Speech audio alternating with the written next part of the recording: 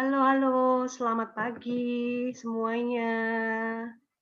Oke, Pagi semua. Halo, semangat ya hari ini ya. Kelihatan ini sudah Yuli yang wajahnya bersinar-sinar hari ini. Tapi yang lainnya mana ini? Nggak bisa lihat face-nya nih. Mungkin bisa aktifin videonya ya, biar bisa kelihatan wajah-wajah cantiknya nih. Pagi Vicky. Pagi Nita. Ini sudah ada Vicky, Nita, Vincentia, Yusi, sama ada yang baru join ini. Siapa ya ini? Oh, ada Agatha. ya, Dokter Agatha ini dokter dari Skin ini, yes. Oh ya, ini Dokter Agatha. Ada Dian juga ini. Hai Dian, good morning. Good morning. Masih di mute. Nah ini. Halo, good morning. Morning. Nah, ini udah mulai banyak nih ya yang join ya. Oke, kita mulai aja ya teman-teman. Senang sekali hari ini kita bisa belajar kembali tentang mindfulness bersama dengan Ko Hendrik Tanujaya. Nah, sebelumnya perkenalkan nama saya Jessica. Hari ini saya akan bertugas menjadi host untuk nemenin kalian semua. Nah, ini kalau bisa hari ini kita mau nyalain video ya teman-teman, nggak apa-apa. Jadi diri sendiri. Jadi biarpun nggak make up, biarpun berantakan, udah nyalain aja. Kita mau belajar bareng-bareng tentang mindful, menerima diri kita sepenuhnya. Oke ya. Nah, luar biasa banget. Saya senang banget ya kalau kita punya kesempatan membuat workshop series selama 3 minggu tentang mindfulness ini. Nah, sebelum belajar bareng nih teman-teman, saya mau mengenalkan dulu apa sih Superwoman itu, gimana sih komunitas ini. Nah, mungkin teman-teman yang di sini sudah banyak yang tahu tentang komunitas kita, tapi saya tetap mau menunjukkan apa sih Superwoman itu supaya kita mengenal lebih dalam tentang komunitas Superwoman itu.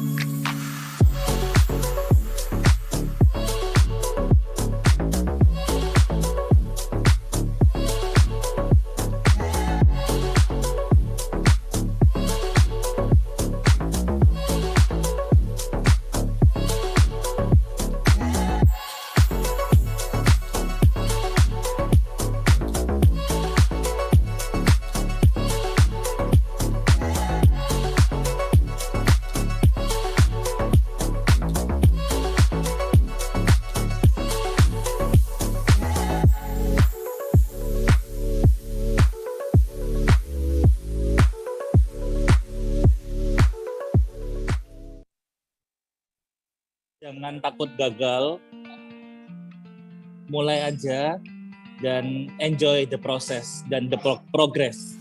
Kanan kiri bilang gini gitu, tetap aja berkarya, jangan takut dan jangan takut untuk trial and error karena kita bermanfaat bagi orang lain. Itu kayak tumbuhan ya, jadi harus dirawat, dikasih sinar, dipupuk, dan juga jangan terlalu takut. tadi jangan tanaman itu kita tutupi, dia nggak bisa tumbuh kemana-mana ya kan. Asal kita ini belum mereka diluncurkan di sosmed ya. Pertama, kedua, asal kita tahu gimana cara komunikasi yang baik dengan anak gitu. Bangun komunikasi yang penuh dengan rasa percaya. Kenapa kok digulung? Kita mau bikin patternnya menjadi 3D. Milik. Oh, jadi kayak gede. Nah, yang layer kedua ditempelinnya di dalam apanya? Nggak apa-apa.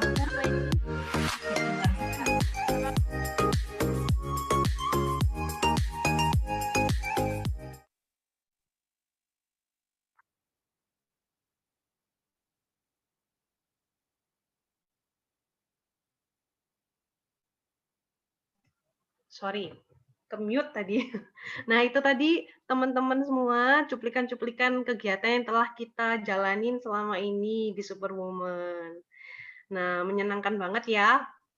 Nah, ini hari ini sebenarnya banyak sih teman-teman kita yang join, tapi sepertinya ada yang izin sakit. Kita doain aja mereka supaya cepat segera pulih dan bisa ikut lagi acara kita bareng-bareng ya.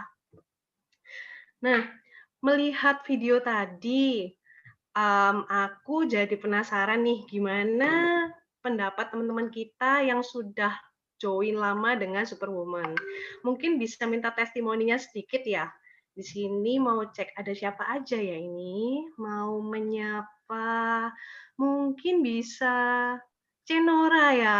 Boleh nggak minta tesnya sedikit? Gimana sih apa yang dirasakan selama join komunitas kita? Mungkin bisa di-share sedikit, Ce? Saya sudah menduga Anda memilih saya.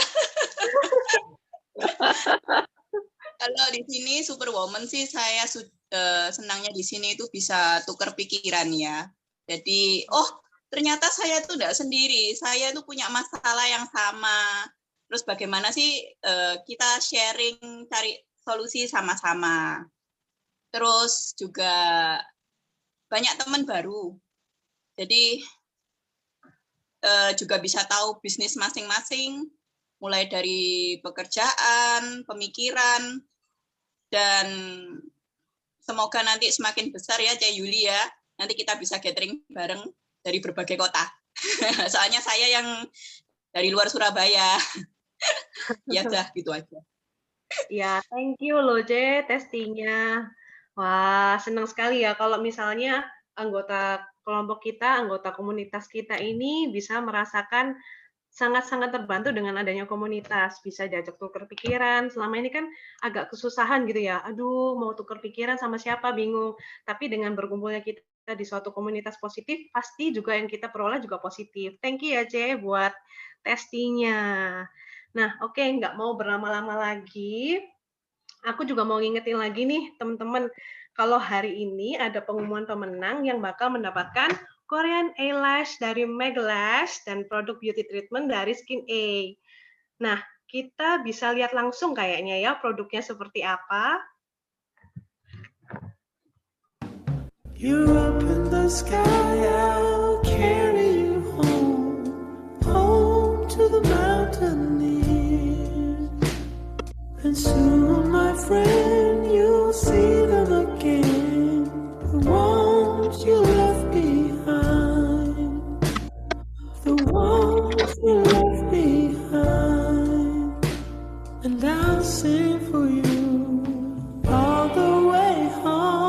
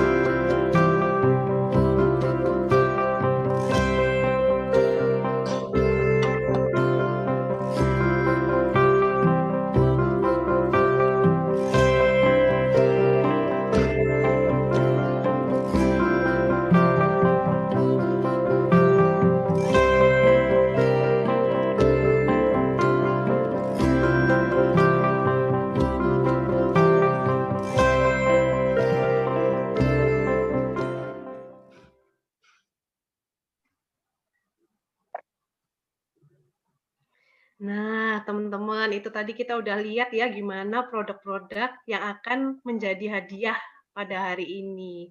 Nah, aku kepingin nih dari Melisa menjelaskan gimana sih sebenarnya produk Megalash itu. Mungkin Melisa bisa langsung masuk aja menjelasin ke kita-kita seperti apa sih produknya itu. Excited ini soalnya ya. Oke, Silakan ya Jessica buat waktunya. Thank you banget buat Superwoman yang kasih waktu aku untuk kenalin Megalash hari ini. Nah, sebelumnya aku pengen nyapa dulu nih yang ikutan hari ini. Tentunya kita semua harus bersyukur ya, karena di tengah pandemi yang tambah parah kayak gini, kita hari ini masih diberi kesehatan, masih bisa menghadiri acara yang benar-benar luar biasa, upgrade dirinya luar biasa. Jadi mari kita sama-sama bersyukur ya teman-teman tentunya. Nah, oke, hari ini aku dapat kehormatan nih untuk ngenalin Megalash. Jadi Megalash ini apa sih? Megalash itu, suara saya keluar ya? Dengar ya? Keluar. Oke. Sorry baru tanya. Nah, ini jadi produknya kayak gini nih. Megalash ini adalah Korean Magic Mink Lashes. Jadi apa sih itu? Jadi ini memang import ya, masih build up Korea ya, built in Korea. Terus kenapa dia disebut magic? Karena Megalash ini aplikasinya tanpa lem. Jadi dia cuma nempel di eyeliner dan setiap kalian beli produknya itu sudah, nah nih kita buka ya. Nah, udah include nih. Udah include. Dan hebatnya lagi, magicnya lagi, dia tuh bisa dipakai bahkan up to 50 times. Nah, bayangin nggak? Kita beli satu atau dua model, itu sudah bisa dipakai sampai berkali-kali, yang tentunya jatuhnya jadi lebih murah dong ya. Kan yang di luaran sana, yang cuma sekali pakai, sekarang aja harganya udah berapa nih kira-kira ya. Nah, terus kenapa dia beda dengan lashes pada umumnya yang regular? Karena dia tuh magnet. Jadi ini aku udah pakai ya. Udah pakai, kelihatan nggak ya? Kelihatan. Bedanya dia adalah kita bisa tuh tarik, terus dipasang lagi. Nah, dengan gampangnya. Nah, produk ini tentunya itu akan ngebantu banget buat kita yang memang nggak pro ya di makeup.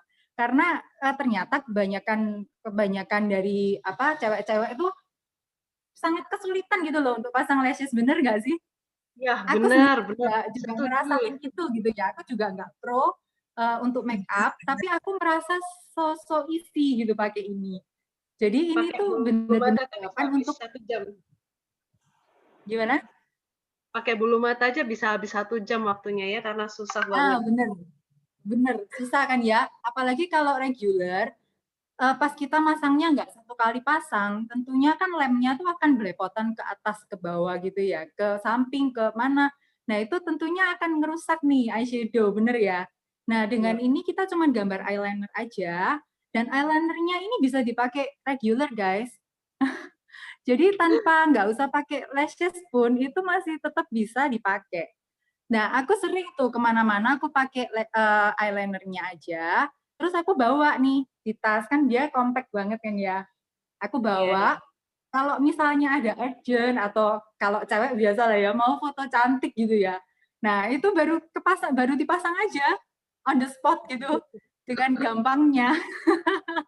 Iya, wah ini benar-benar mempermudah banget ya, Ce ya. Iya, jadi ini memang benar-benar jawaban untuk kita yang memang nggak pro dalam make up, terus juga tentunya buat yang mereka-mereka yang memang ya mungkin udah pro, tapi tiap harinya harus dituntut tampil untuk ini ya make up total ya, pakai bulu mata, harus kayak gitu, itu benar-benar save money, save time, save energy, dan tentunya make up-nya jadi nggak berlama-lama kayak biasanya ya, karena cepet banget gitu loh. Terus juga untuk kenyamanannya, kalau kan mungkin kita ada acara nih siang, terus ternyata nanti sore nyambung nih, tapi tengah-tengah kosong. Coba kalau kita pakai lashes biasa, tentunya kita nggak berani nyopot nggak sih? Karena pasti akan langsung ruin gitu ya, make upnya langsung nggak harus ngulang lagi gitu kan ya. Nah, Iya, tapi iya. dengan Magic Lash ini kalian bisa loh lepas ya kan, terus taruh lagi di tempatnya magnet ini. Nah, terus nanti kalau perlu baru dipakai lagi. Nah, itu bener dari segi kenyamanan buat kita juga pada saat kita butuh aja dipakai gitu loh. Nah, Iya, iya. mungkin dari saya itu untuk Magic Lash-nya tempat dan waktu saya kembalikan ke Jessica ya. Oke, thank you, C. Bener-bener membantu kita banget ya ini jawaban dari semuanya. Wah, thank you banget udah sharing produk ini. Nah, kemudian masih ada satu lagi nih. Kita mau mendengarkan dari Dokter Agatha sebagai dokter dan owner di Skin A Dermatology. Nah, ini kan ada 2 produk nih ya, Dok ya, yang diberikan sebagai hadiah. Boleh dong, Dok, diperkenalkan bagaimana sih produk yang akan diberikan ke kita hari ini? Waktunya saya persilakan, Dok. Oke, selamat pagi semuanya. Selamat pagi Superwoman Community. Semoga semua dalam keadaan sehat ya, apalagi di masa sekarang. Nah, suara saya kedengeran ya? Kedengeran, Dok. Oke. Oke, pagi ini saya diberi kesempatan sebagai perwakilan dari Skin A. Terima kasih untuk kesempatannya untuk memperkenalkan produk yang best seller dan favorit dari Skin A ini tadi. Yaitu ada 2 kita produknya. Yang pertama itu adalah Acne Cleansing Scrub with Salicylic acid dan sulfur. Ini saya pakai sendiri ya juga ya. Dan yang satu lagi Whitening Plus Serum. Kebetulan stoknya udah habis jadi nggak bisa nunjukin. Karena juga saya pakai sendiri. Nah, 2 produk ini itu yang unggulan dari Skin A. Yang pertama adalah pembersih wajahnya. Pembersih wajahnya ini mengandung scrub yang lembut dan juga mengandung salicylic acid yang dapat mengangkat sel-sel kulit mati dan kotoran penyebab jerawat yang menyumbat pori-pori kulit, dan juga adanya salicylic acid sebagai anti akne. Jadi wajah akan terlihat lebih segar dan lebih fresh tentunya. Cara pakainya sama sih seperti facial wash yang lain, yaitu cukup dituangkan sedikit, dibasahi dengan air dan pijat-pijat lembut saja, dan oleskan ke seluruh wajah, lalu bilas dengan air. Cukup 2 kali sehari ya makainya. Yang kedua itu adalah Whitening Plus Serum. Nah, ini juga best seller kami ya dari Whitening Plus Serumnya, karena kandungannya yang benar-benar poten untuk mencerahkan kulit, yaitu terdiri dari arbutin, vitamin C, dan DMAE. Fungsinya untuk mencerahkan kulit wajah akibat paparan matahari, menyamarkan flek-flek, dan juga untuk menghilangkan kerutan-kerutan halus. Jadi cara pakai juga sama kayak serum biasa. Setelah kita cuci wajah dan memakai toner, lalu kita sapukan dengan rata serum tersebut ke seluruh wajah, digunakan pagi dan malam sebelum tidur. Mungkin segitu ya perkenalannya. Semoga cocok dan pada tertarik dengan produk-produk dari Skin A ini tadi. Wah, mau banget, Dok. Biar mukanya kinclong ya, sama mulus selalu ya, seperti dokter Iya, nih. benar. Banget. Thank you, Dok, sudah menjelaskan Iya, thank produk-produk. you semuanya. Ya. Nah, teman-teman, itu tadi penjelasan dari Cemelisa dan Dokter Agatha mengenai produk-produk yang akan kita terima hari ini. Gimana? Tertarik banget kan ya? Nggak sabar. Nah, makanya jangan leave dulu, tunggu nih sampai akhir. Nah, oke, seperti yang kita tahu, hari ini tujuan kita adalah untuk belajar lebih lagi tentang mindfulness. Nah, aku nggak mau lama-lama lagi, teman-teman. Aku akan persilakan Ko Hendrik untuk memulai sesi webinar kita, workshop ya, pagi hari ini tentang mindful way of life. Nah, kita mau panggil Ko Hendrik, silakan. Halo, thank you Jessica buat Ya, Ko. perkenalannya. Terus ada Yuli dan semua teman-teman yang kemarin udah join. Thank you banget ya udah hadir di sesi yang kedua. Dan terima kasih juga buat edukasinya tadi. Saya juga baru tahu soal eyelash dan sebagainya. Ya. Jadi kita hari ini mau lanjut untuk sharing-sharing dan juga mau tahu lebih lanjut gimana sih caranya efektifnya kita ngerutinin mindfulness atau meditasi di kehidupan kita sehari-hari. Jadi saya akan share screen. Suara saya udah jelas ya? Oke. Oke. Ya, siap. Jelas kok. Siap. Nah, udah kelihatan slide-nya ya? Nah, jadi tema hari ini itu tentang juga mindfulness sebagai gaya hidup ya. Nah, banyak orang yang berpikir bahwa meditasi atau mindfulness itu teknik gitu. Tapi ketika kita melihat meditasi sebagai teknik, justru di sana malah kita nggak mau ngelakuin yang pertama. Yang kedua, ya memang meditasi atau mindfulness bukan teknik, tapi lebih ke arah sikap ataupun gaya hidup kita yang bisa kita bawa sehari-hari. Nah, sebelum kita mau tahu lebih lanjut, nah apa kabar nih teman-teman yang udah sebulan ngelakuin praktek mindfulness ya, baik itu secara informal sehari-hari ataupun yang mencoba meditasi duduk mungkin atau berbaring, mungkin bisa sharing 2-3 orang, bisa di-unmute. Atau kalau misalnya mau sharing di kolom chat juga boleh. Ya. Mungkin ada yang mau sharing? Atau nanti diminta Jessica buat sharing? Ya. Nah, teman-teman, ini mungkin ada yang mau sharing. Gimana Saya pengalaman teman-teman semua?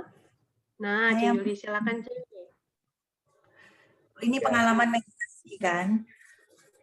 Jadi di awal-awal itu saya sering banget fail. Waktu awal nyoba mulai berdiam diri, nggak ngapa-ngapain, cuma ngerasain seperti yang Hendrik bilang, rasain kain, rasain tangannya nyentuh apa dan sebagainya. Tapi seringnya tertidur sampai pagi. baru nyadar kalau kemarin ini ternyata saya lagi meditasi ya. Terus kok tiba-tiba udah pagi ya. Nah, tapi Habis setelah bangun, rasanya gimana? Habis bangun. bangun enak sih, Hen. Jadi kayak aku merasa kayak deep sleep ya. Kayak maksudnya kayak santai gitu loh. Kayak tidurnya pules. Kayaknya ada mimpinya, tapi aku lupa mimpi-mimpi apa. Jadi kayak enak gitu tidurnya. Nah, habis nyoba beberapa kali, baru akhirnya yang ke berapa ya? Yang kelima kali, itu baru mulai berhasil. Berhasil dalam arti aku nggak tertidur, terus habis itu mulai kayak keenaan. Jadi yang waktu pertama kali aku berhasil, kalau nggak salah aku bisa tahan meditasi sekitar 10 menit. Itu nggak ngerasain ini, itu, dan sebagainya, tenang banget. Terus besoknya aku coba lagi, bisa sampai nggak nyadar, aku kelewatan sudah setengah jam. Jadi waktu buka mata gitu, ternyata setengah jam ya, kayak enjoyable gitu. Nah, itu pengalaman meditasiku, Hen. Yang lainnya masih ada lubang-lubangnya. Kadang-kadang ketiduran, kadang-kadang mikir kanan kiri. Ya wajar, thank you udah sharing pengalamannya.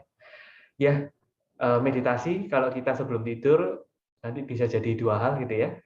Yang pertama, kalaupun tidur nanti biasanya pengalamannya gitu ya kayak Yuli rata-rata orang ya, rasa deep sleep gitu kalau misalnya ketiduran. Kalau misalnya nggak ketiduran, nanti rasanya juga tenang gitu ya. Jadi yang seperti dirasakan Yuli. Bahkan lama-lama nggak kerasa karena kita terbiasa hening.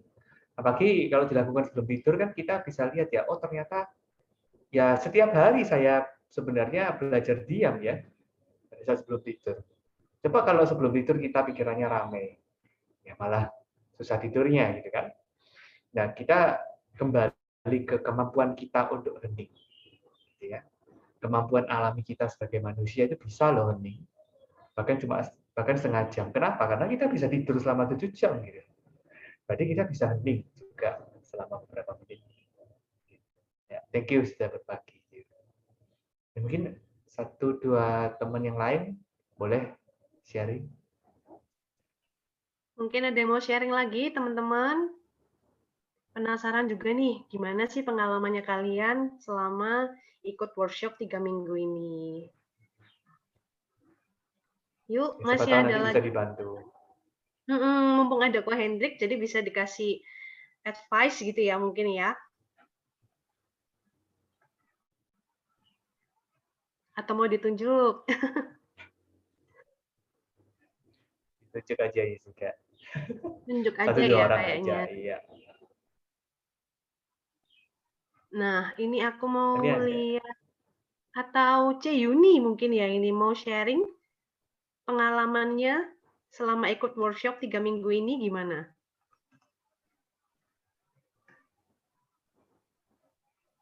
Halo, nama saya Halo, Yuni.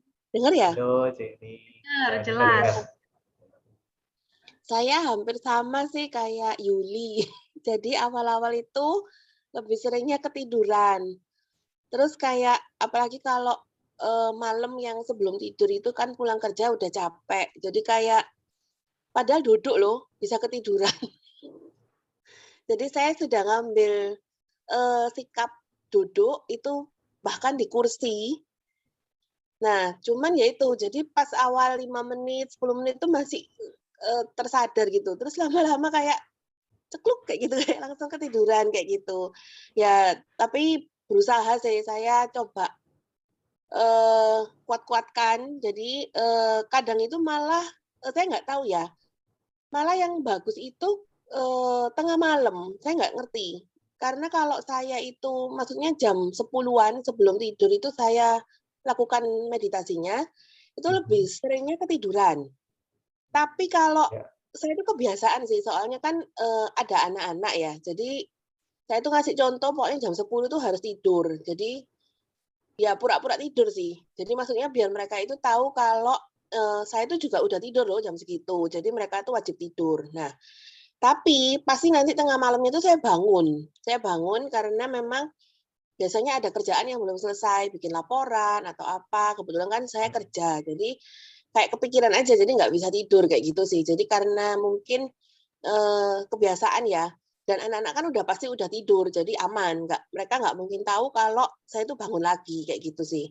Nah, justru yang pas tengah malam itu, jadi biasanya itu saya sekitar jam 12, antara jam 12 setengah 1, itu setelah saya menyelesaikan semua laporan di laptop ya, di komputer, itu biasanya saya doa malam.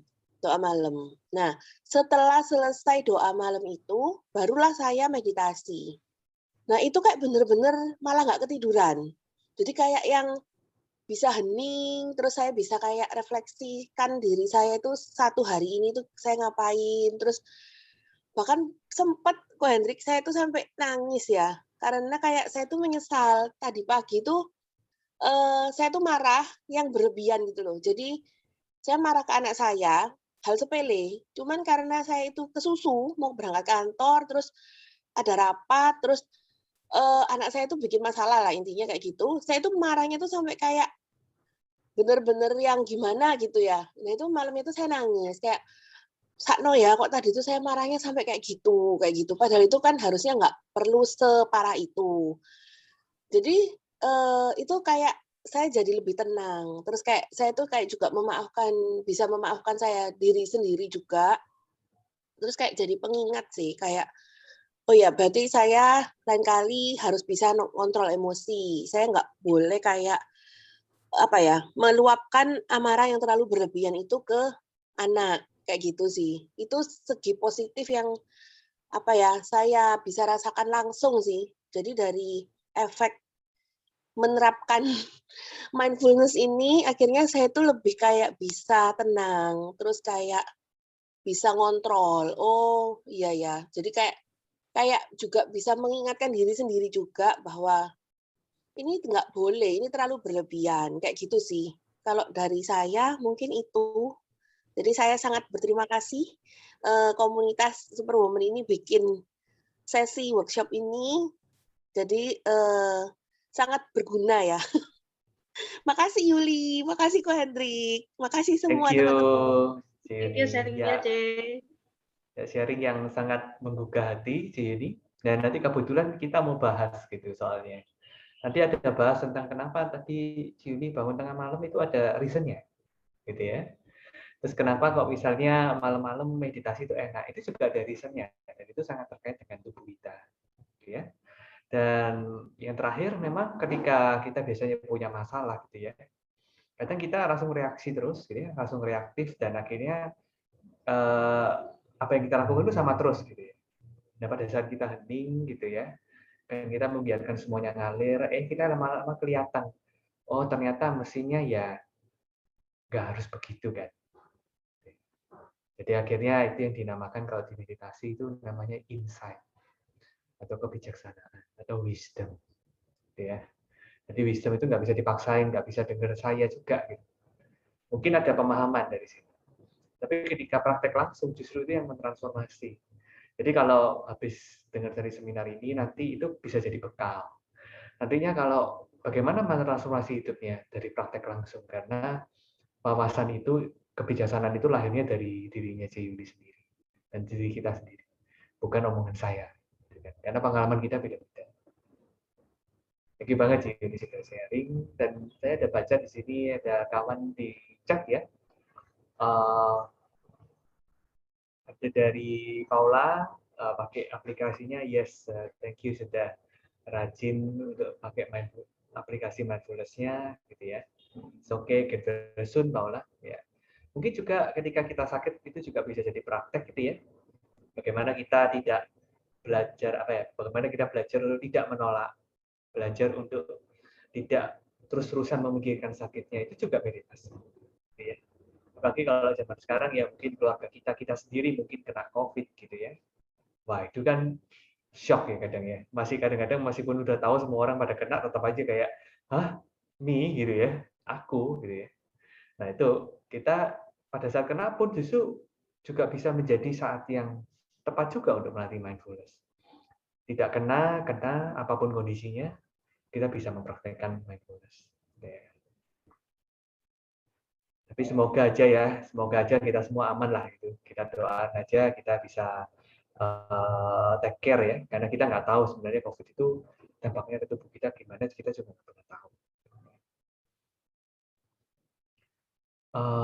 Oke. Oh ya, yang satunya dari admin ya. Ya oke, mungkin saya lanjut dulu, nanti kawan-kawan kalau mau ada yang sharing, tanya jawab bisa lanjut setelah kita dengar bareng-bareng sharing saya ini, dan kemudian kita praktekkan bersama. Ya.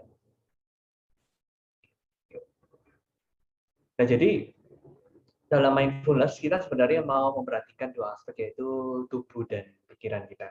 Ya. Nah tubuh di sini kita bisa bagi ke hal-hal ini. Yang pertama apa? Postur kita. Postur kita itu kenapa ngefek gitu ya. Nanti teman-teman bisa praktekkan sendiri di rumah. Anda coba-coba aja gitu ya. Kalau merasa posturnya bongkok, itu kondisi pikirannya gimana? Kalau pas merasa batinnya bahagia, coba diamati, tubuhnya berbeda nggak? Gitu ya. Apa mungkin sedikit lebih tegak gitu ya. Atau mungkin pas kepikiran coba perhatikan posturnya, apakah bungkuk dan sebagainya. Jadi perhatikan postur, karena postur dan pikiran saling berhubungan gitu ya. Kalau rata-rata yang saya lihat di diri saya sendiri, kalau misalnya saya lagi bahagia, lagi energetik, itu tiba-tiba badan saya bisa tegak sendiri. Tapi pas lagi kepikiran, apalagi banyak masalah gitu ya, tiba-tiba punggung saya jadi melingkuk gitu ya, jadi nggak enak semua, jadi sakit semua. Gitu. Nah coba diperhatikan hal kecil seperti ini. Kemudian olahraga, ya. Seringkali banyak orang yang tanya ke saya sudah meditasi berbulan-bulan masih ngantuk. Kemungkinan karena energi ataupun sirkulasi di tubuh Anda kurang begitu bagus, gitu ya.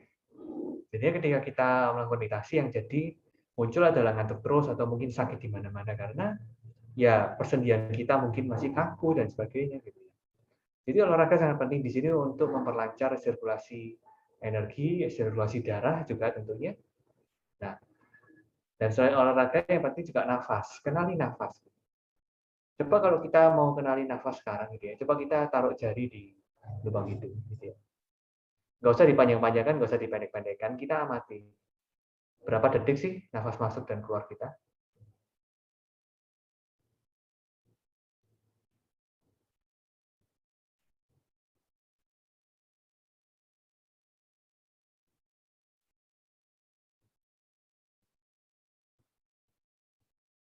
Nah, kalau kawan-kawan yang sudah selesai mengamati bisa tulis di kolom chat berapa detik di inhale dan exhale-nya.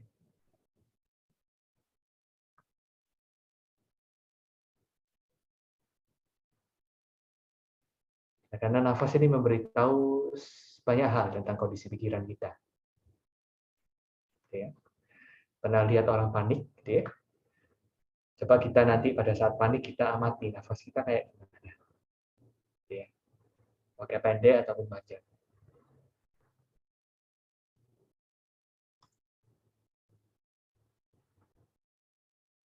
Oke, masih pada ketik kah di kolom chat? Oke, Juli. Oke, dari berarti 5 kali X ya, 5 kali in maksudnya. Oke, jadi 5 kali X, 5 kali in, jadi 10 kali ya. 20 bagi 10 berarti 2 detik. Jadi, napas masuk 2 detik, napas keluar 2 detik kan. Benar ya. Nah, kalau kita lihat, mungkin dari teman-teman ada yang nafasnya cuma segitu, gitu ya. Itu kita bisa lihat, sekarang lagi kepikirankah atau bagaimana? Atau ada tegang di tubuh. Gitu. Karena ternyata nafas rileks kita, itu inhale sekitar 3-4 detik, exhale sekitar 5-6 detik. Dan ini memang diketahui di dunia sains. Maka dari itu kalau misalnya ada orang yang terkena gejala panik, gitu, biasanya mereka akan diminta untuk kontrol breathing misalnya. Jadi napasnya sengaja dipanjang-panjangin. Kenapa? Karena diharapkan nanti bisa feedback positif ke pikirannya, gitu kan, biofeedback ke otak kita. Nah, jadi teman-teman kenali level stres Anda dari nafas. Kita ini skill yang sangat berguna. Kalau misalnya nafas Anda kenali pendek, jangan risau, jangan takut, tapi Anda bisa menggunakannya untuk menjadi apa ya, tolak ukur tentang kondisi pikiran Anda saat ini. Kemudian diet, gitu, diet makanan ini juga penting, gitu ya. Nah, diet penting karena nantinya makanan kita juga mempengaruhi kondisi tubuh nanti mempengaruhi pikiran. Dan juga pola tidur, gitu. Dulu saya gejala kecemasan muncul karena saya ada masalah tidur. Saya nggak bisa tidur seharian pada saat itu. Nah, akhirnya yang terjadi apa? Panic attack gitu selama berminggu-minggu. Nah, kemudian kalau misalnya kita juga kurang tidur, biasanya bawanya bad mood. Nah, maka dari itu, kalau bisa teman-teman bisa regulasikan tidur. Saya ngerti zaman sekarang memang harus bekerja keras, gitu ya. Tapi jangan sampai kita mengesampingkan tidur, karena kadang kita ingin rileks gitu, bukan istirahat, tapi akhirnya malah nonton drama Korea gitu. Jadi yang dikesampingkan itu tidurnya gitu, jangan sampai kayak gitu.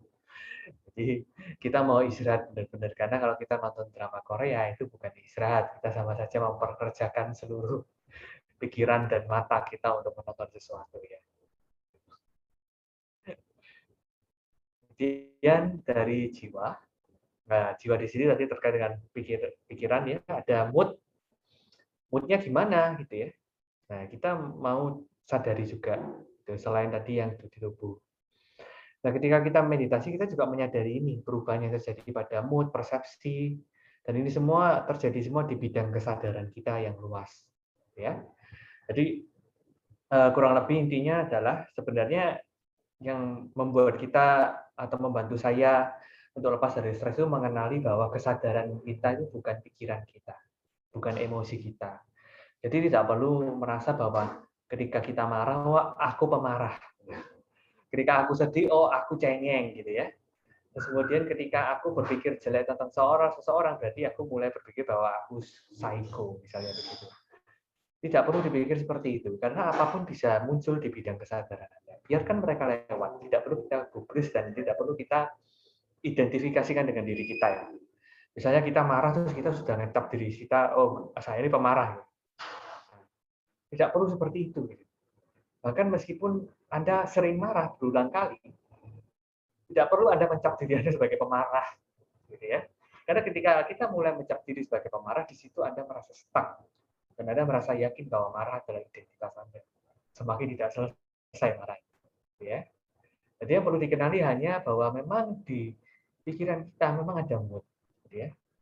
Dan kita juga muncul persepsi. Kita punya pola pikir yang terbangun dari lingkungan kita, dari masa hidup kita, gitu ya. Dan kita kenali semuanya hanya seperti awan-awan yang bergerak di angkasa. Angkasa ini apa? Kesadaran kita. Ya. Paling gampangnya gimana? Coba kita amati. Kalau Anda sedang berpikir sesuatu kayak sekarang, bukankah Anda juga bisa di saat yang sama mengetahui bahwa Anda sedang berpikir? Ya. Misalnya Anda sedang berpikir minum jeruk, tapi di saat yang sama Anda bisa tahu, oh iya ya, saya lagi berpikir minum jeruk ya sekarang ya. Gitu ya. Anda bisa sadar ya. Nah itu yang dinamakan kesadaran. Ya. Pemikiran kita bisa muncul satu sama lainnya, seperti pada saat kita sudah latihan meditasi 3 minggu lalu ya. Tersadari banyak pikiran, macam-macam gitu ya. Nah, tapi pikiran itu bukan kita, gitu. Kita hanya menyadari. Itu semua muncul.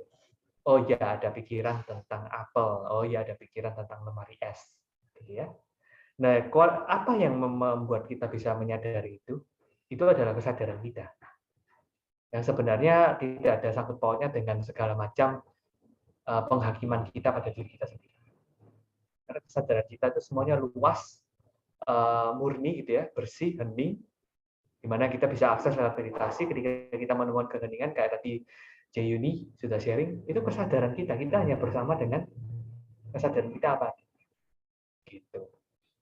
Nah, dan cara yang paling mudah untuk membiasakan mindfulness adalah kita kenali kebiasaan kita untuk menolak yang tidak enak, menolak duka, ataupun menggenggam yang enak dan menggenggam yang suka, gitu ya.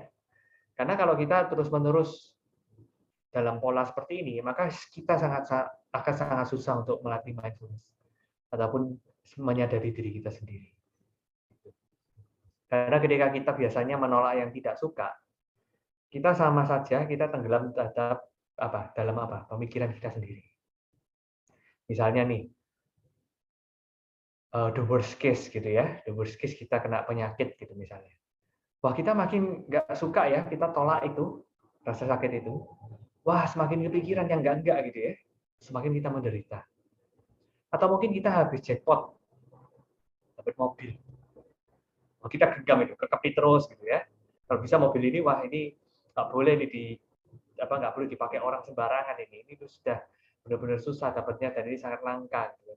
Akhirnya apa? Tambah stres, kepikiran. Makanya banyak guyonan gitu ya. Wah tambah kaya, tambah stres gitu ya. Karena hartanya nggak tahu dikekepin mau ditaruh kemana gitu kan. Nah, maka dari itu kita lihat mau menolak ataupun menggenggam, mau hidupnya berkekurangan atau berkelimpahan selama kita dalam mode 2 ini, wah hidup kita susah bahagia. Karena kita tidak rela untuk kehilangan ataupun mengalami ini. Oke, nah jadi ini tips yang sangat praktis yang bisa kita lakukan sehari-hari. Kalau misalnya kita meditasi, kita bisa kenali. Oh, kalau ada penolakan gimana kok? Ya nggak apa-apa. Izinkan penolakan hanya lewat, tidak perlu dieksekusi jadi kenyataan. Gitu ya. Kalau menggenggam juga tidak perlu dieksekusi jadi kenyataan sehingga akhirnya mikir-mikir, konflik sama orang lain. Begitu. Cukup sadari aja, biarkan mereka lewat. Nah, kemudian saya mau ajak teman-teman untuk sesi meditasi sejenak yuk. Nah ini sesi meditasi favorit gitu karena biasanya kalau teman-teman lelah Anda bisa memutuskan untuk berbaring. Tapi kalau misalnya Anda duduk, Anda bisa coba sekarang dalam posisi duduk. Jadi saya akan bunyikan bel.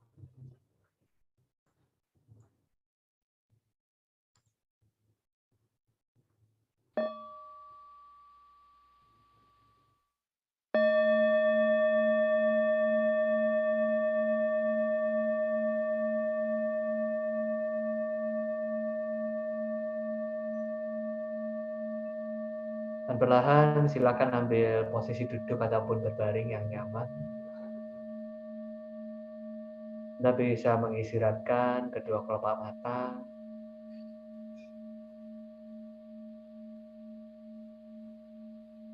Kembali membawa perhatian di sini-sini.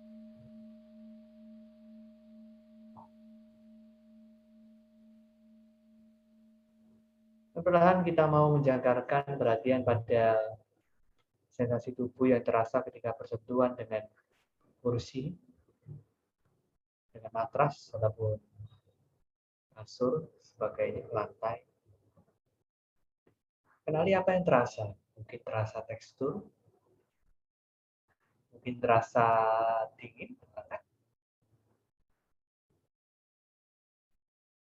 Mungkin tidak terasa apa-apa juga tidak masalah. Ya sekedar kenali apa yang terasa saat ini.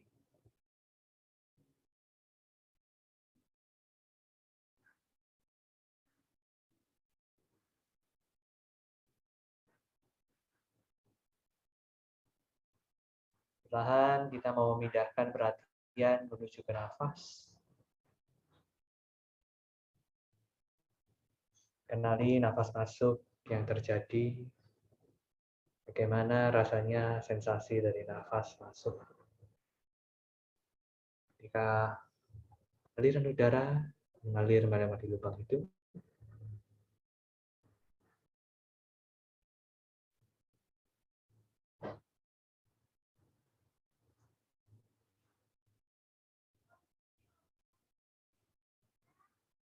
kemudian kita juga ingin mengenali bagaimana sensasi ketika nafas keluar, sensasi ketika udara mengalir keluar melewati lubang itu.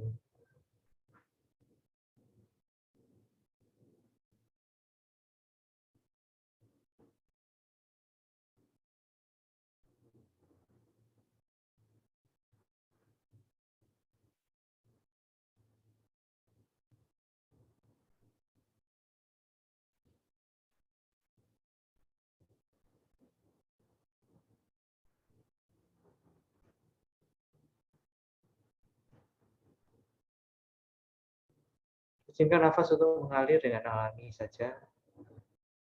Tidak perlu dikontrol, tidak perlu dimanipulasi, tidak perlu dihitung. Sekedar mengalami nafas saja.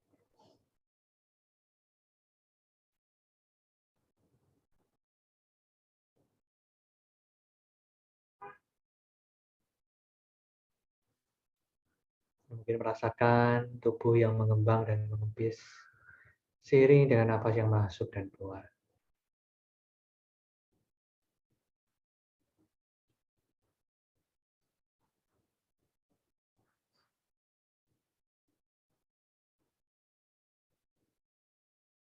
Jika perhatian berkelana, cukup akui tidak apa-apa dan bawa perhatian dengan lembut kembali pada nafas.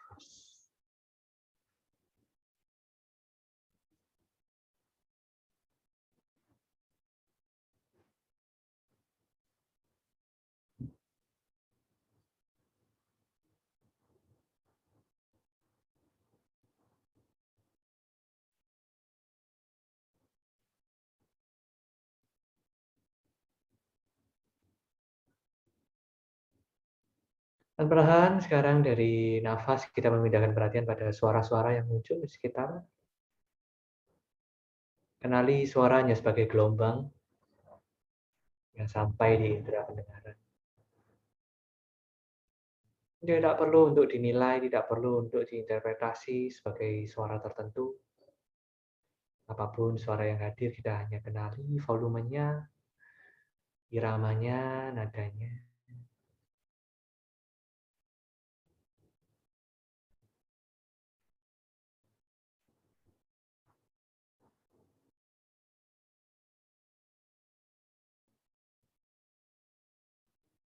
Kenali bagaimana kita bisa mendengar suara tanpa satu usaha yang ngoyo. Suara hanya terdengar secara otomatis. Muncul dan lenyap.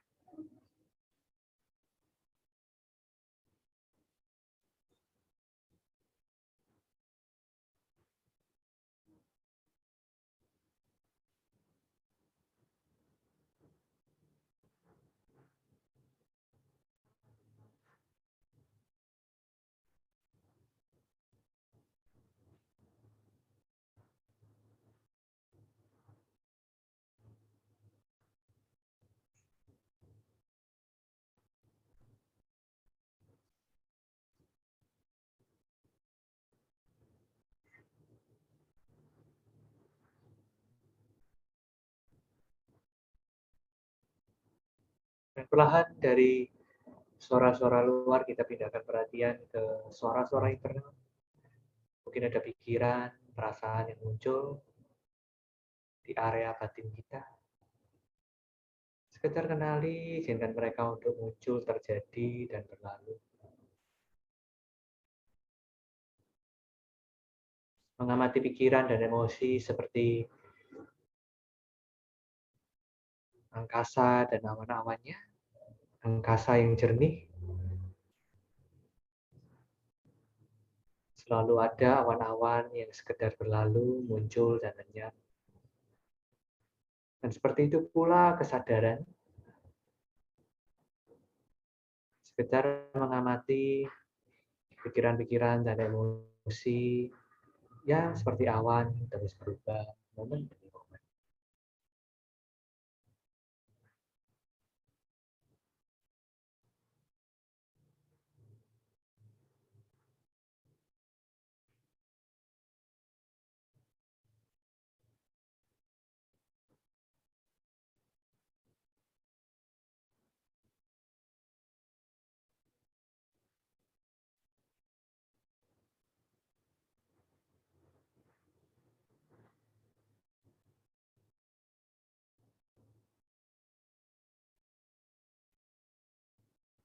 Lalu dengan lembut kita bawa perhatian dari dunia batin kita menuju kembali ke dunia nafas.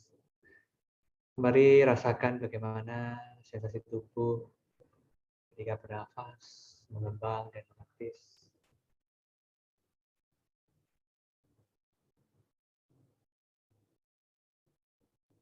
Dan izinkan nafas untuk bersama dengan tubuh saat ini.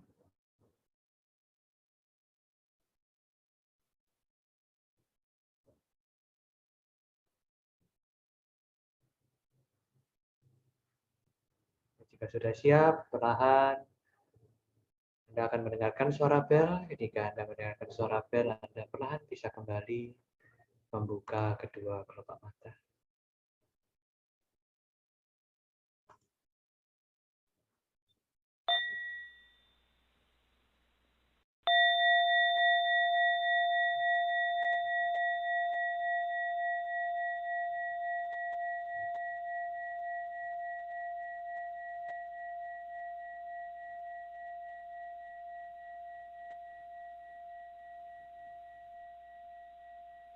Perlahan kita membuka kedua kelopak mata, mengembalikan kesadaran di ruangan ini, di hadapan layar.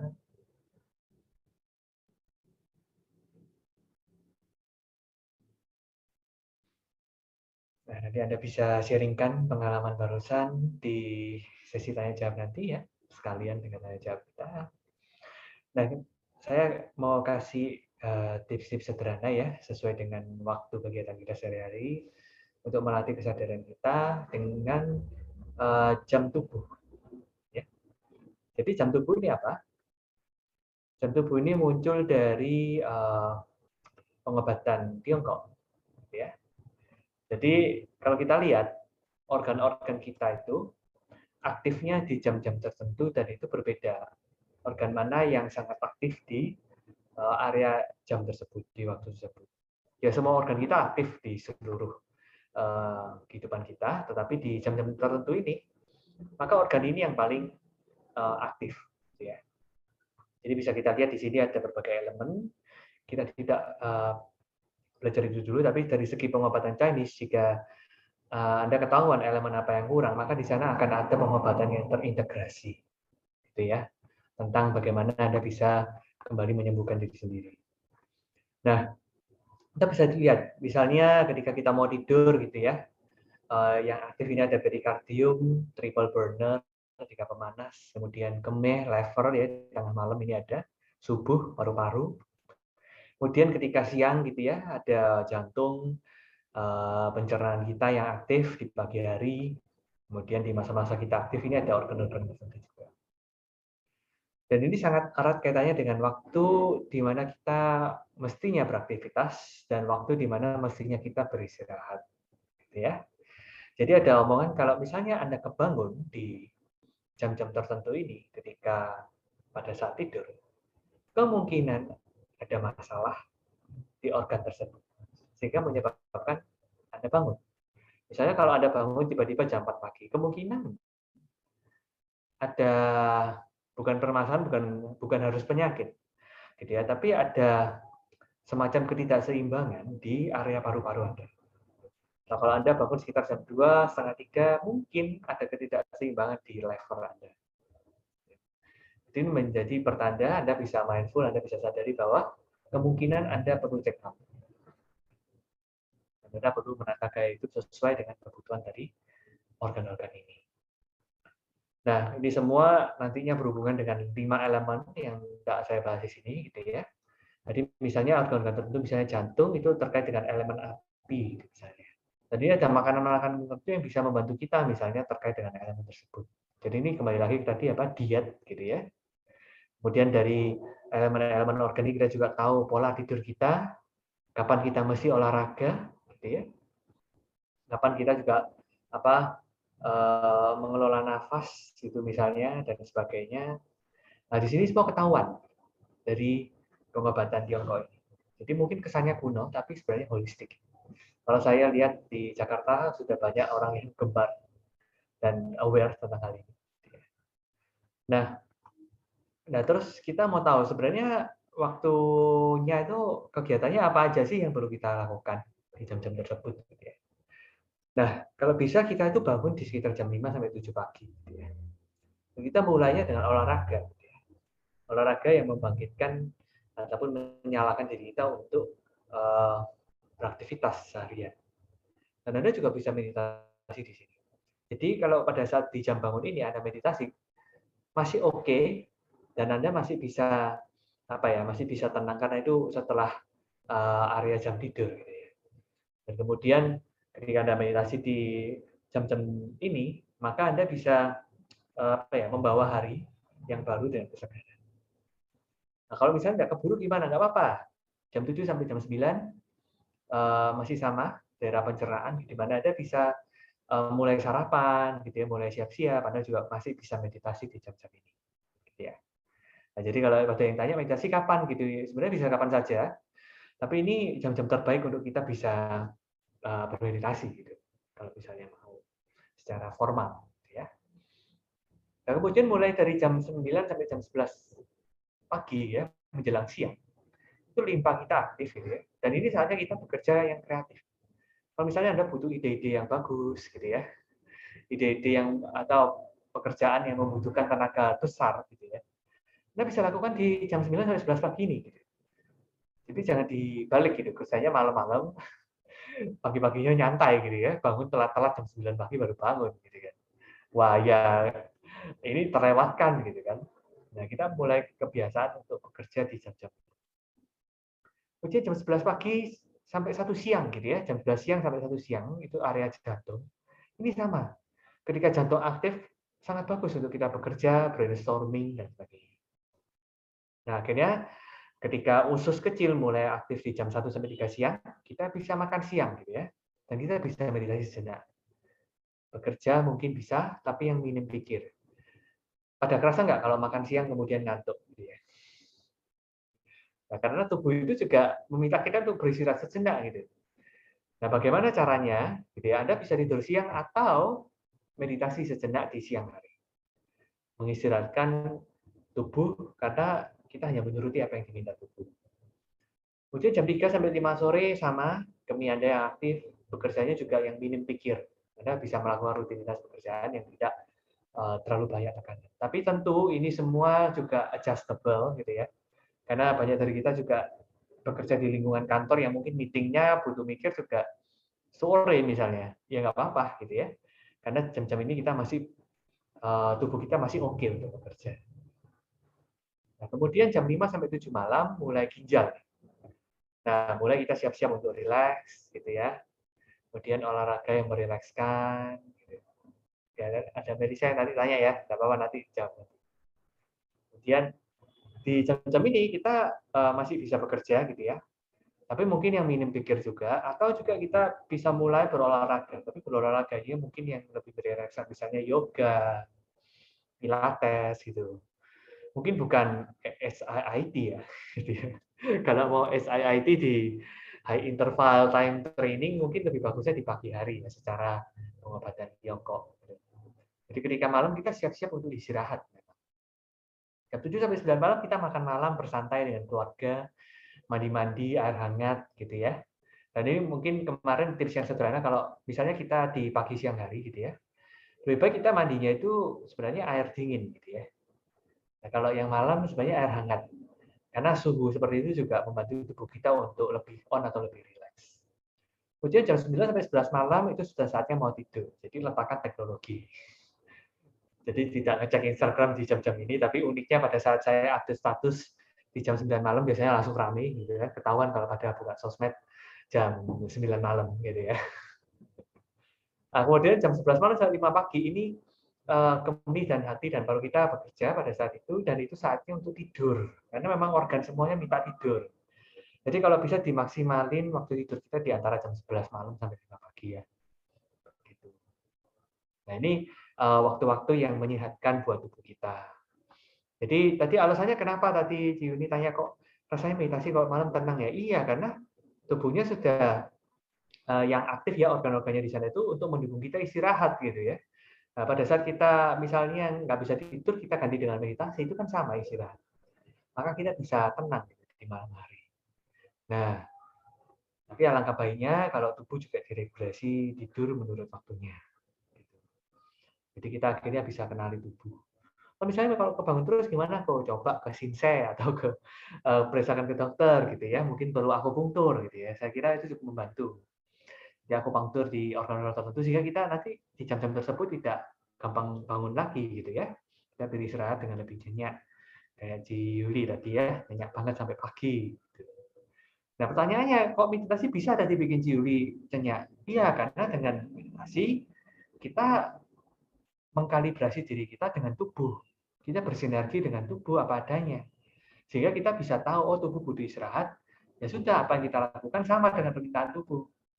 Nah, kalau biasanya kita nggak meditasi, kita tidak lupa sama tubuh, kita pikirannya kerjaan, duit, gitu ya. Wah, nggak selesai-selesai gitu ya. Dijak orang, wah, udah nggak karu-karuan, ada stresnya gitu kan. Nah, itu dia. Jadi kita mau belajar mendengarkan tubuh. Nah, ini ada kata-kata dari John Kabat-Zinn terakhir aja, gitu ya. Nah, mindfulness berarti apa? Berarti sadar gitu ya. Berarti apa? Sadar akan apa reaksi dan apa yang kita lakukan. Sehingga kita bisa memilih. Karena kalau kita nggak bisa memilih, biasanya yang muncul masalah terus. Karena masalah itu yang buat juga diri kita sendiri. Banyakkan. Oh, masalah kan bisa dari luar kok. Iya bisa. Tapi masalah itu tidak akan menjadi sangat-sangat besar kalau kita tidak mengizinkannya memang menjadi suatu masalah yang besar. Gitu ya. Jadi kita bisa memilih respon kita. Kemudian hanya mengamati masa kini, apa yang terjadi. Ya. Kayak tadi kita meditasi 10 menit, apa yang kita rasa, apa yang kita lihat. Nah, kita tidak selamanya bisa menyetop ombak, tapi kita bisa belajar untuk berselancar. Ya. Apakah Anda mau tergulung ombak atau belajar berselancar? Nah, terima kasih sudah dengan presentasinya. Maaf molor, tapi saya kira cukup penting juga gitu ya. Nah, mungkin habis ini foto bareng.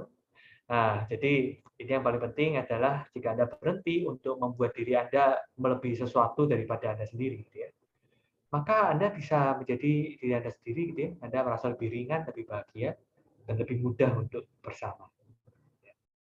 Jadi coba ingat-ingat lagi, kita diingatkan untuk kembali kepada diri kita sendiri, tidak berusaha ngoyo menjadi sesuatu yang sebenarnya mungkin merugikan. Ya, thank you. Sekilas presentasi saya. Ya. Mungkin mau foto dulu. Ya. Iya. Thank you Pak Hendrik buat sharingnya hari ini. Wah, jadi lebih tahu lagi ya ternyata badan kita itu punya waktu-waktu sendiri loh ya. Selama ini mungkin yang kita nggak tahu itu kita terbalik hidupnya. Malam malah lebih aktif daripada pagi. Padahal pagi itu banyak jam-jam yang membuat tubuh kita lebih produktif, sebenarnya membantu kita banget ya. Thank you loh kok buat sharingnya. Jadi lebih mengerti gitu ya. Nah, teman-teman, kita mau lanjut sesi selanjutnya, Q&A. Tapi sebelumnya seperti yang Ko Hendrik bilang tadi, kita mau foto bareng. Jadi yang kameranya masih off, boleh dinyalain dong, biar kita bisa foto bareng-bareng nih. Oke, aku kasih waktu untuk mungkin mau rapi-rapiin rambut, mau lipstikan dulu biar kelihatan cantik. Nah, Nih aku kasih kesempatan kalian ya, yang kameranya masih off. Terus juga teman-teman yang mungkin lagi sakit, nggak bisa nyalain kamera, it's okay. Yang bisa aja boleh nyalain.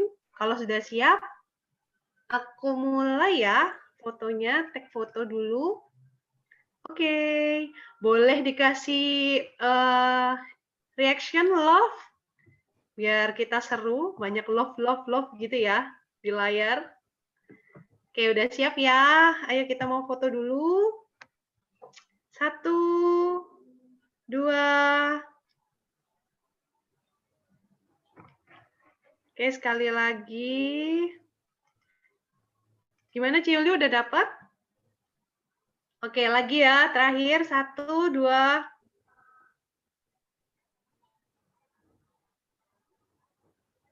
Oke, dapat semua. Wow. Ya. Ini Jessica, kameranya. sebentar saya mau ambil charger, baterainya mau drop gitu ya.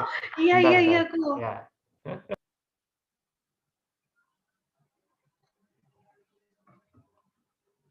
Nah, kita sambil nunggu Ko Hendrik, mungkin teman-teman yang mau menanyakan sesuatu bisa langsung dinyalakan mic-nya, bisa langsung tanya mumpung ada Ko Hendrik, biar bisa dikasih advice mungkin atau pertanyaan yang rumit terjawab langsung, atau teman-teman yang malu mungkin bisa typing, ketik di kolom chat.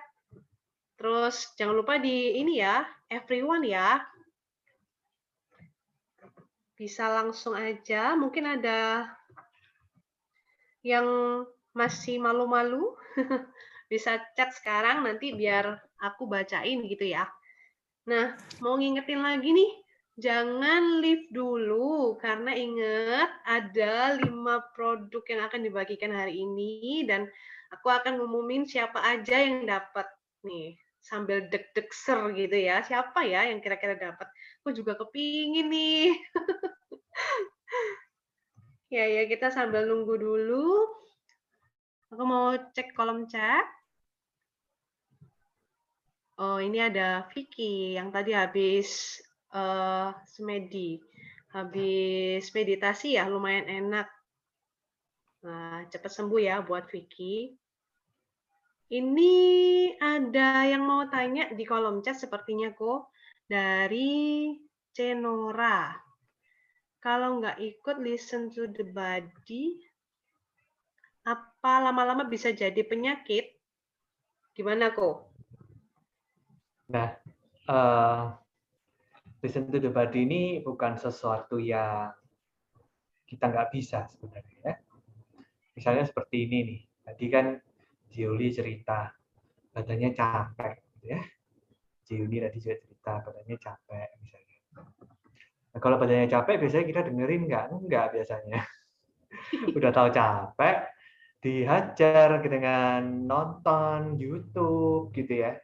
Kemudian yang lain-lain, bukannya tidur, istirahat, tapi malah memikirkan yang macam-macam. Nah, kalau kita terusin ini, coba dilihat aja kalau tubuh capek minta istirahat, kita nggak turutin gimana? Ya kurang lebih ya bisa jadi ada penyakit kan. Tubuhnya memang minta istirahat karena ketika istirahat organ-organ tersebut kemudian bisa akhirnya berfungsi dengan maksimal. Gitu. Jadi ada syarat-syarat tertentu yang terhubung dengan organ-organ itu ketika mereka beristirahat, maka organ tersebut nantinya setelah kita bangun, maka organ tersebut akan bekerja lebih maksimal ya, tidak ngoyo kerjanya. Tapi kalau kita sudah tahu capek, masih diganjar gitu ya dengan kerjaan, akhirnya organ ini tidak punya kesempatan untuk beristirahat dan tidak mampu untuk menyembuhkan dirinya sendiri. Akhirnya tentu banyak penyakit yang muncul. Nah, jadi tentu saja ya, jika kita terusin dalam jangka waktu yang lama, ya bisa jadi penyakit. Atau mungkin misalnya seperti kasus sehari-hari, misalnya saking kita sibuknya sampai lupa kencing misalnya. Nah, apa yang terjadi?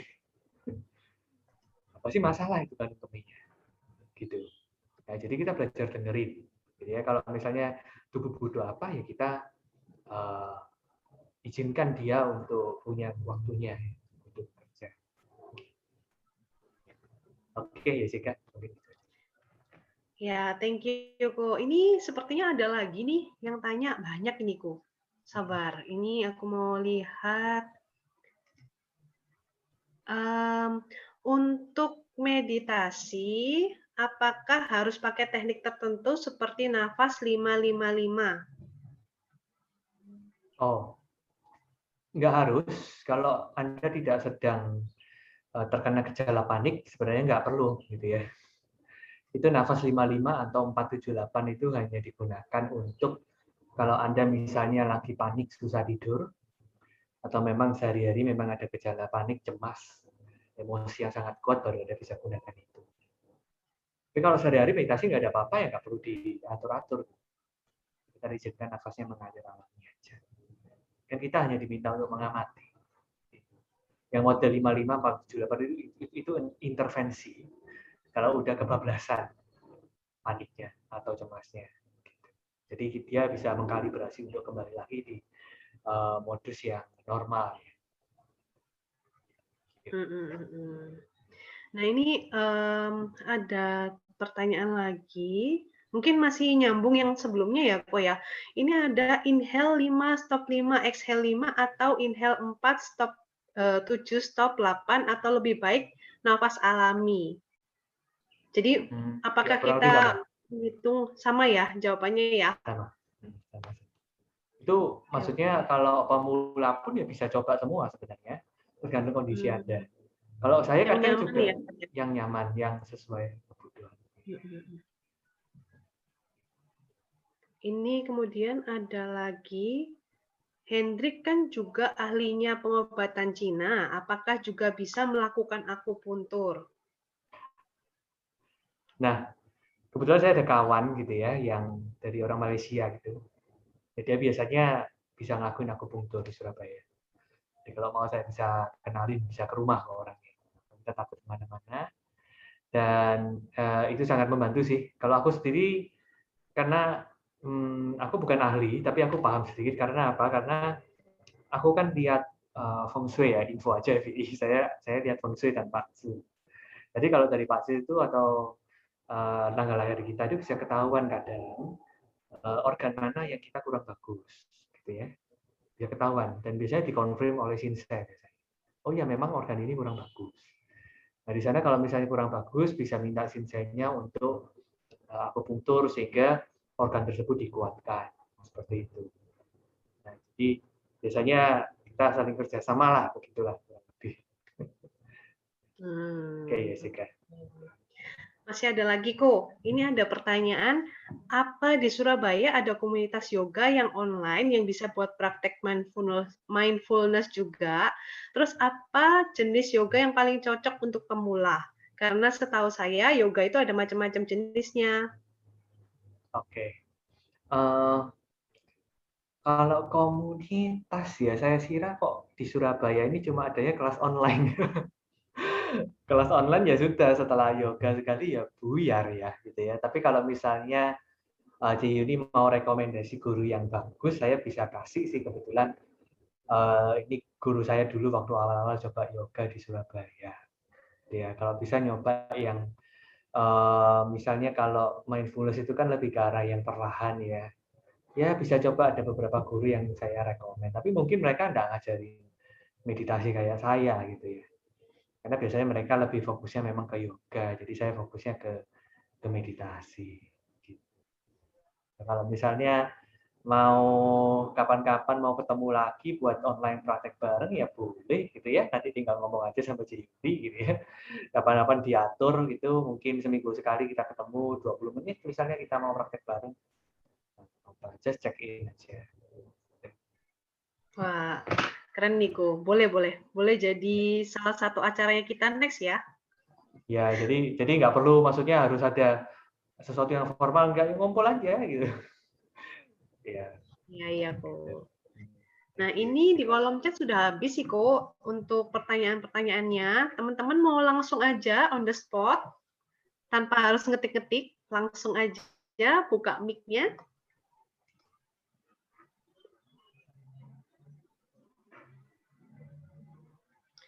Nah, kok di masa pandemi ini sementara nunggu teman-teman nanya ya, ini yang terjadi sama aku.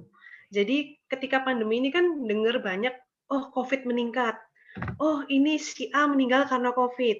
Si B yang menjaga protokol kesehatan dengan sangat ternyata bisa juga kena COVID.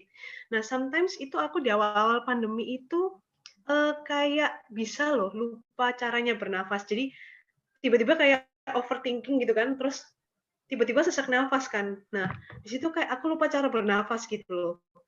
Nah, gimana sih latihannya supaya ketika momen itu terjadi, kita lebih calm dan kita bisa maksudnya dari yang sesak itu jadi yang tahu cara mengatasinya gitu loh, bisa cepat gitu loh.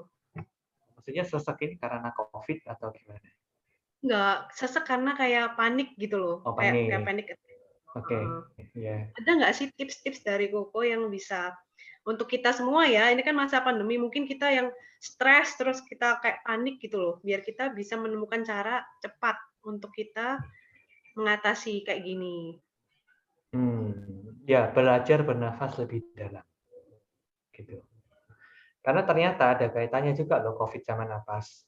Gitu. Karena banyak kejadian kan tiba-tiba orang jalan gitu ada rekaman dan tiba-tiba dia jatuh.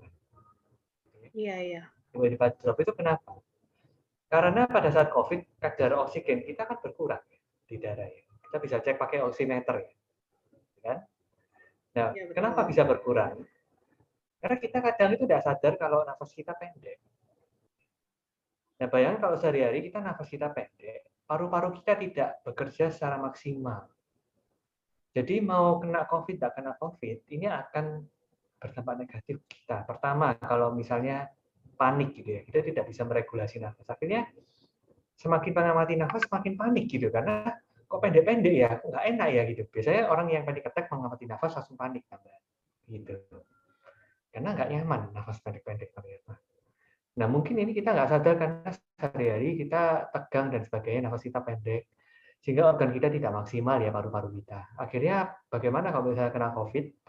Akhirnya kita gejalanya cukup parah gitu, karena paru-paru kita nggak terlatih. Nah, bayangkan ketika kita lancar bermeditasi, kita rajin beristirahat, nafas kita panjang, paru-paru kita akhirnya menjadi lebih maksimal. Nah, akhirnya kita sendiri imun kita meningkat gitu, nggak gampang kena COVID. Meskipun pun kena COVID, kita nggak sampai sesek gitu kan. Nah, jadi multiple benefit kita meditasi dan bernafas panjang. Selain sebagai kesehatan yang mencegah, dan juga secara psikologis juga sangat membantu kita gitu. Kan tadi benar kalau misalnya biar nggak panik gimana gitu ya. Nah, ini kita lihat dulu. Kalau misalnya tadi kan kita udah latihan bareng nih. Kalau di relief segala kan kita juga diajak untuk mengembalikan kesadaran di sini gini. Kalau Anda panik, mungkin kalau di napas tidak nyaman, Anda bisa letakkan perhatian di badan. Ya. Sensasi badan. Misal tangan gini kan kerasa. Nah, rasain aja sensasi tangan. Atau mungkin pas kita duduk, rasain aja pas duduk bertemu dengan lantai gimana. Kalau misalnya napas nggak nyaman. Kalau misalnya napas masih oke, bisa dicoba yang tadi, kan. Tadi dari mana itu? Dari Nora ya, 478. Ya. Jadi dihitung inhale-nya itu 1, 2, 3, 4 inhale. Stop gitu ya, hitung 1, 2, 3, 4, 5, 6, 7 gitu ya. Itu ditahan dulu napasnya. Terus exhale 8 hitungan. 1, 2, 3, 4, 5, 6, 7. Nah, otomatis nafasnya jadi lebih panjang dan kita lebih rileks. Gitu. Atau mungkin bisa coba kalau 478 kepanjangan bisa coba yang 555 tadi seperti orang bilang. Nah, itu sangat efektif untuk intervensi kalau kita benar-benar panik. Tapi kalau sudah membaik gimana kok? Diterusin nggak? Ya boleh Anda coba terusin dan boleh juga Anda bisa amati nafas dengan cara yang alami. Jadi meditasi ini nggak istilahnya apa ya, nggak mengekang, kita dibebaskan untuk belajar seperti kita bermain dengan belajar. Kita bisa banyak metode lah intinya. Tapi yang paling efektif salah satunya adalah yang dibilang Nora. Oke, Ko, thank you.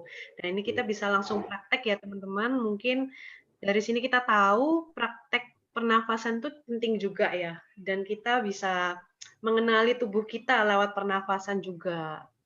Mungkin masih ada kesempatan untuk nanya lagi. Ada yang mau tanya teman-teman? Oh, Aku dong. boleh, Ci. Ya, silakan. Iya. Ko Hendrik. Ya, halo, ya. Salam kenal dulu.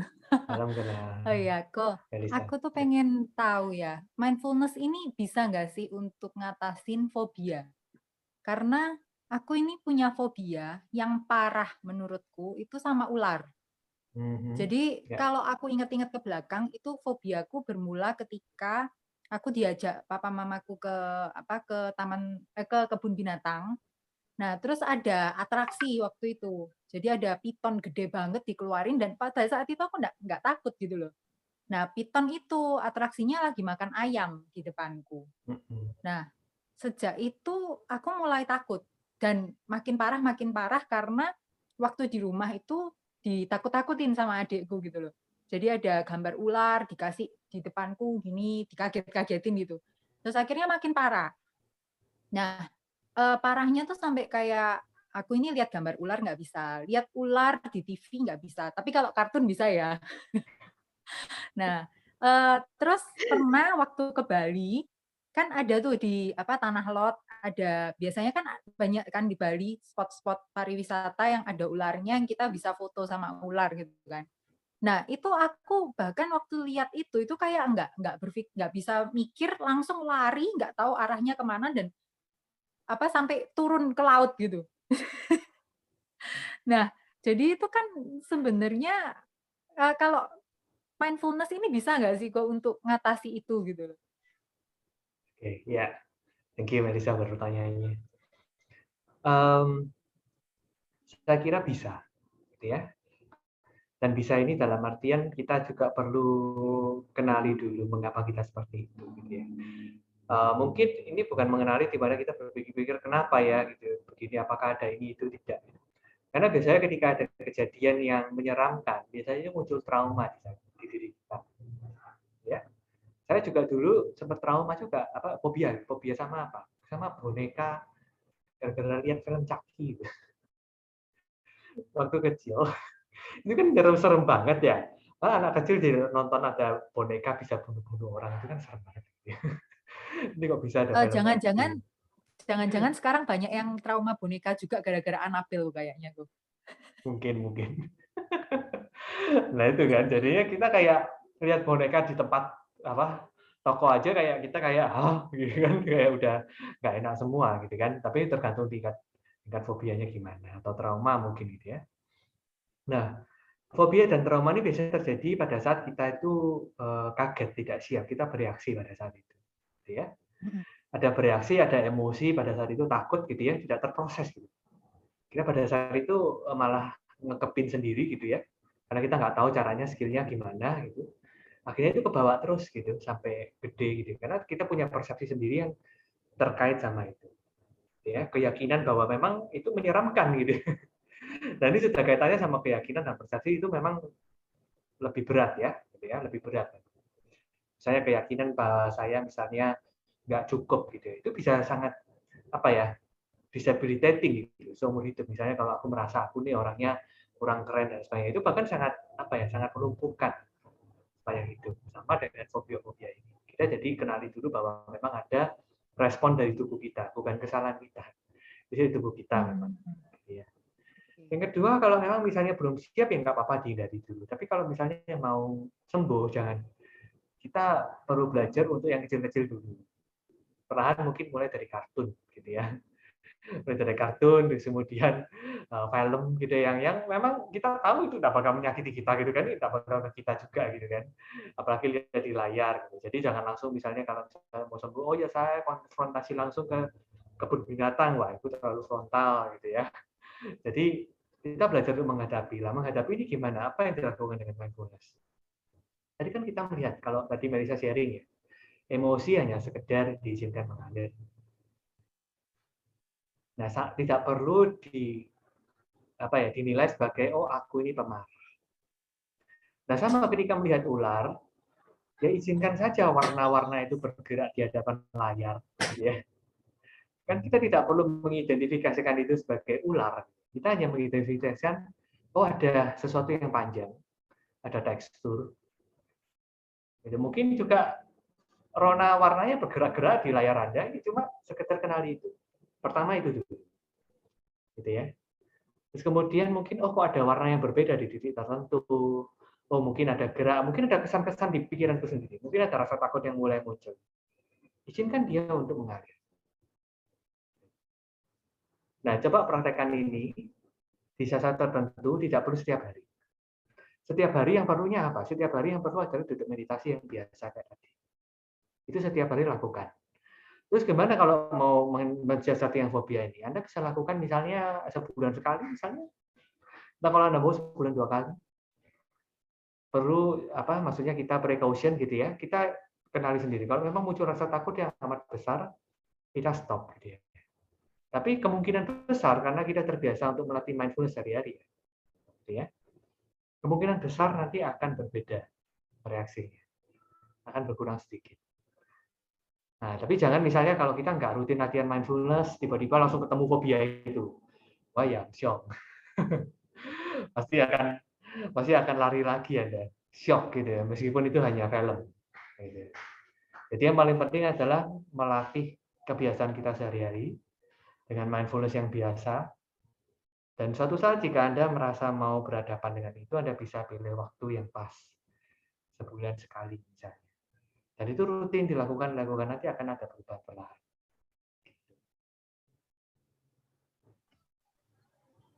Oke, thank you, Ko. Cik Melisa, ada yang mau ditanyakan lagi? Atau sudah cukup jelas?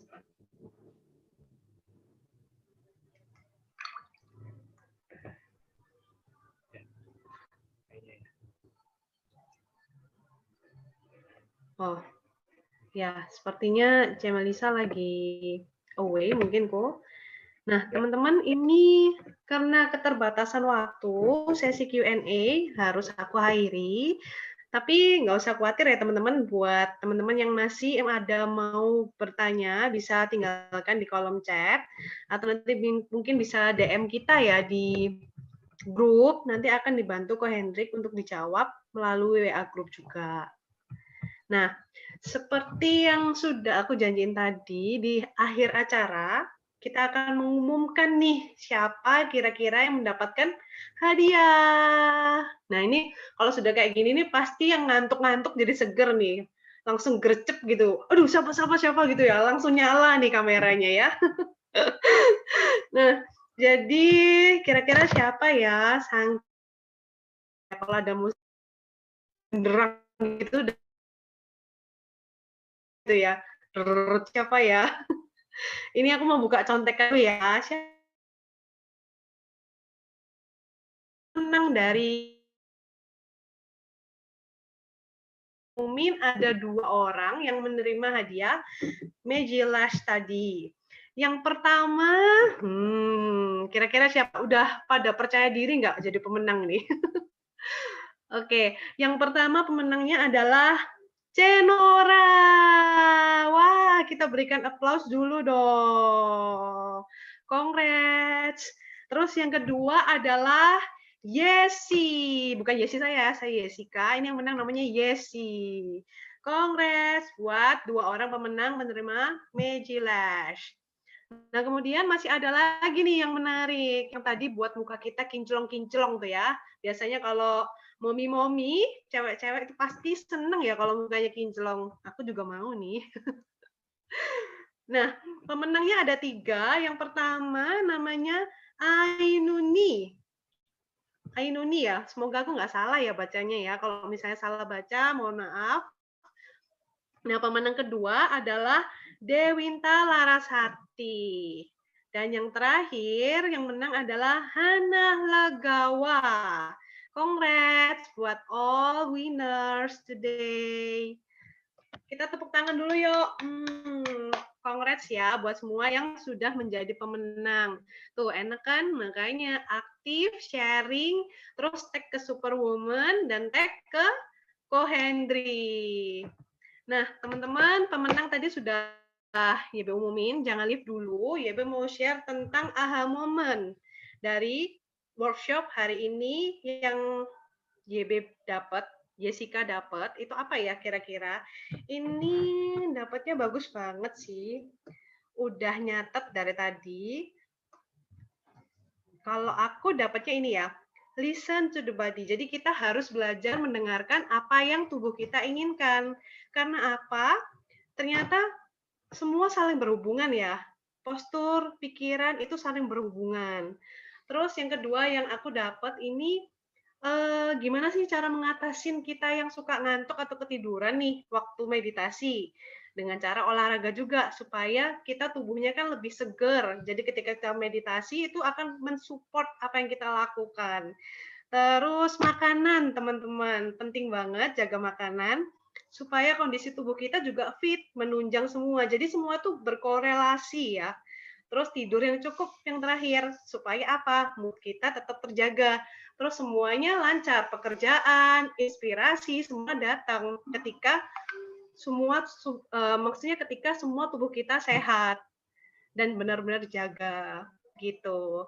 Thank you teman-teman semua, thank you terutama kok Hendrik ini yang share ilmunya yang luar biasa. Wah, ini banyak banget yang aku dapat hari ini yang nggak pernah aku dengar sebelumnya ya, karena aku juga cuek orangnya, nggak mau mendengarkan tubuh, ternyata itu penting banget untuk mendengarkan tubuhku ya. Terus yang ngantuk, terus diterabas, berarti sekarang harus ubah. Jangan nonton Korea malam-malam ya, gitu ya aku ya. Itu kebiasaan yang dilakukan ibu-ibu di tengah malam biasanya padahal Korea ini ya. Terus yang kedua, aku juga mau thank you juga buat Superwoman yang ngadain acara keren ini. Wah, 3 minggu ini benar-benar berarti gitu ya buat kita. Kita jadi praktek bareng, belajar bareng, ilmu yang dari Ko Hendrik kita praktekkan, itu thank you banget. Nah, ini kita masih banyak lagi teman-teman acara-acara yang lebih seru lagi, bukan lebih seru sih, semua seru. Superwoman gitu loh, pasti acaranya seru-seru. Nah, supaya kalian nggak ketinggalan, jangan lupa follow IG kita @superwoman.community dan subscribe YouTube kita. Terus kalian pantengin, nyalain belnya. Wah, sudah kayak YouTuber aku ya. Jadi supaya kalian nggak ketinggalan acara-acara penting yang kita mau adakan. Gitu. Kalian harus terus follow IG kita. Dan jangan lupa, kalian sharing juga dong acara hari ini, bisa tag ke Ko Hendrik, terus ke Superwoman juga, terus ke mungkin mau share ke Mejiles sama Skin A juga boleh loh, di tag semua ya, biar seru gitu loh. Oke, thank you semua. Have a great weekend hari ini. Sampai besok, nikmati, enjoy waktu kalian dengan family. Dan kita ketemu lagi di acara kita selanjutnya ya. Bye-bye. Thank you, Jessica, Yuli, semuanya. Thank you. Thank you. Thank you, Superwoman. Bye-bye. Thank you. Bye. Thank you.